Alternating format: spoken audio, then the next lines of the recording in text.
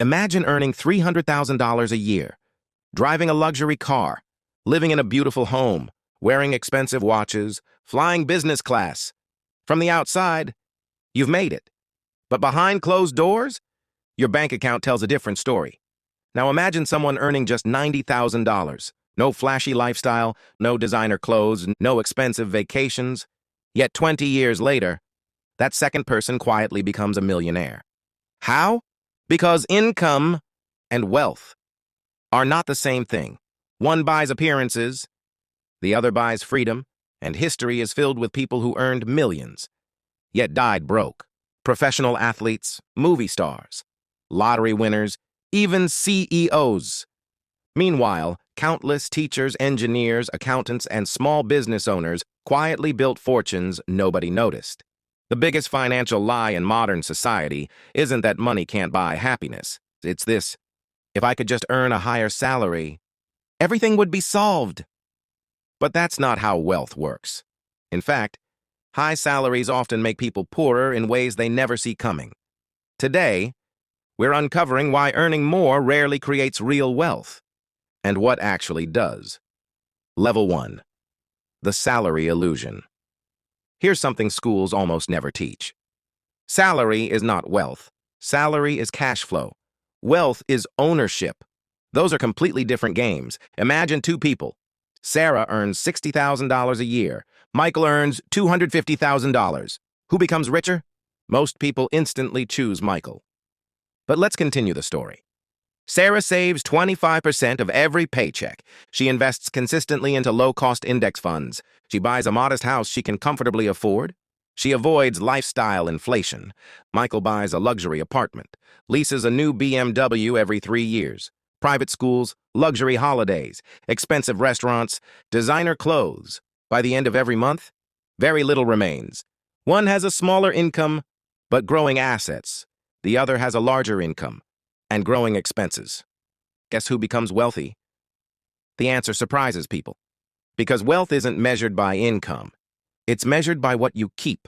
Thomas Stanley discovered this after studying thousands of American millionaires for decades. His research revealed something shocking.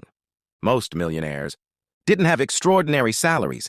Many were plumbers, farmers, small business owners, engineers, teachers, accountants. They weren't rich because they earned massive incomes. They became rich because they consistently owned assets. This completely changes the conversation. Income gets you into the game. Ownership wins the game. And that's where most people lose. Level 2. The lifestyle inflation trap. Humans adapt incredibly fast. It's called hedonic adaptation. The first luxury car feels incredible. 6 months later, it feels normal. The first expensive apartment feels exciting. Soon, it's just home. Every salary increase creates new expectations. A bigger paycheck, a bigger mortgage, a nicer car, more subscriptions, more vacations, more expensive hobbies. Expenses quietly rise to match income. This is lifestyle inflation, and it's one of the greatest enemies of wealth. In cities around the world, high-income professionals often feel financially trapped. Not because they don't earn enough, because they've built lifestyles that require enormous incomes just to survive. Think about investment bankers, corporate lawyers, doctors. Many earn well into 6 figures. Yet surveys consistently show that many still live paycheck to paycheck. Their income grew, their freedom didn't. The golden handcuffs became tighter. A larger house means higher taxes, higher insurance, more maintenance, more furniture, more cleaning. One purchase creates 10 new expenses. Luxury doesn't just cost money, it creates permanent financial obligations. This is why some people earning half as much experience twice the financial freedom. Their lifestyle leaves room for investing, and investing compounds. Lifestyle doesn't. Level 3. Why assets make people rich. Let's imagine 2 buckets. The first bucket holds income, the second bucket holds assets. Most people spend their lives trying to fill the first bucket. The wealthy focus almost entirely on the second. Assets are things that continue paying you after you've stopped working. Stocks, businesses, rental properties, royalties, intellectual property, even ownership in private companies. These assets don't ask for permission. They quietly work while you sleep. This is exactly how Warren Buffett became one of history's richest people. His salary wasn't extraordinary compared to Fortune 500 CEOs. His wealth came from ownership. He owned businesses. He owned shares. He let time do the heavy lifting. The same principle explains why many startup founders become billionaires. It's rarely because of salary. It's because they own equity. When companies like Google, Meta, or Microsoft exploded in value, ownership created fortunes, not paychecks. The same lesson applies on a much smaller scale. Someone investing $1,000 every month into diversified index funds over decades may accumulate millions, not through luck, through ownership. Money invested becomes employees. Each dollar begins working. Then those dollars hire more dollars. Compound interest becomes an invisible workforce. Albert Einstein supposedly called compound interest the eighth wonder of the world. Whether he actually said it or not, the principle remains powerful. The earlier ownership begins, the less effort becomes necessary later.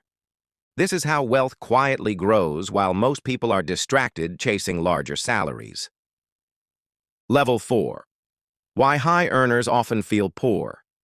Here's something almost nobody talks about. The more you earn, the easier it becomes to justify expensive decisions. I deserve this.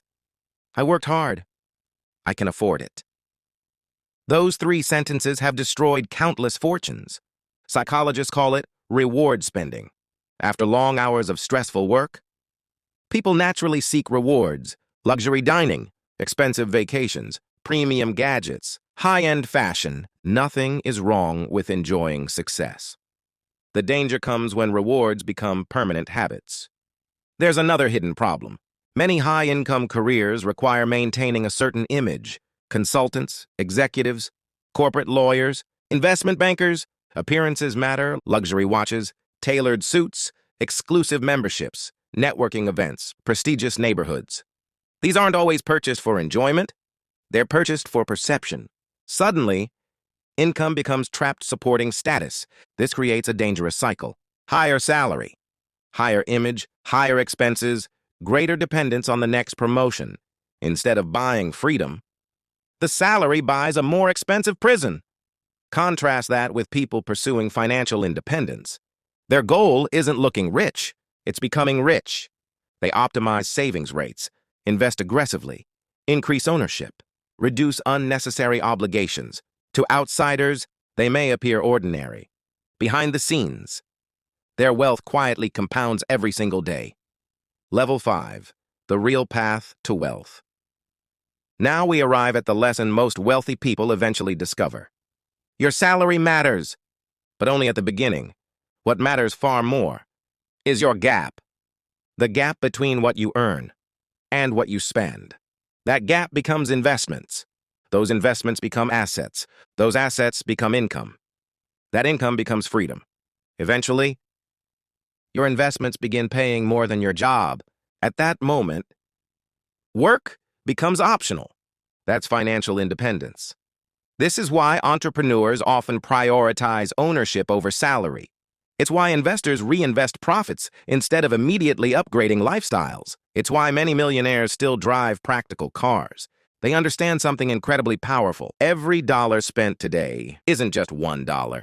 It's the future value that dollar could have become. A $5,000 luxury purchase today might cost hundreds of thousands in future investment growth over several decades. Opportunity cost is invisible, but it's enormous. The wealthiest people don't simply ask, "Can I afford this?" They ask, "What is this preventing my money from becoming?" That single question changes everything. It transforms spending into investing, consumption into ownership, income into wealth. Because every financial decision shapes not just today's lifestyle, but tomorrow's freedom. Conclusion. The world celebrates high salaries, big promotions, corner offices, luxury lifestyles, but wealth doesn't care about appearances. It only cares about ownership. A six-figure salary without investments can disappear overnight. A modest income paired with disciplined investing can create lifelong financial freedom. That's why some millionaires never look rich, and some people who look incredibly wealthy own almost nothing. The goal was never to earn the biggest paycheck. The goal was always to build assets that eventually replace the paycheck. Because salaries stop, markets fluctuate, careers change, economies rise and fall, but ownership, compounded over decades, has quietly created more wealth than almost any profession in history. So the next time someone asks, how much do you make? Remember, that's the wrong question. The better question is, how much do you own? Because income can make you look successful, but ownership is what makes you free. And in the end, freedom is the greatest form of wealth.